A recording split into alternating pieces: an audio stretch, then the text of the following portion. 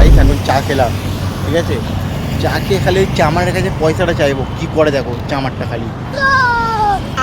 रोम रोम भाइयों। এই চা খেলাম, পয়সাটা দিবি? হয়েছে চা 10 টাকা করে, 20 টাকা, আর একটা কেক খেলাম 10 টাকা, 30 টাকা। তুই পয়সা দিবি কি? পয়সা বার কর। কি খাবি যা, আমি দিচ্ছি পয়সা দিচ্ছি। পয়সাটা বার কর। আমি দেবো পয়সা যা, সবসময় তো তুই পয়সা আগে বার কর। সবসময় তো পয়সা হতো। না ভাই, রিস্ক নেওয়া যাবে না, আগে বার কর।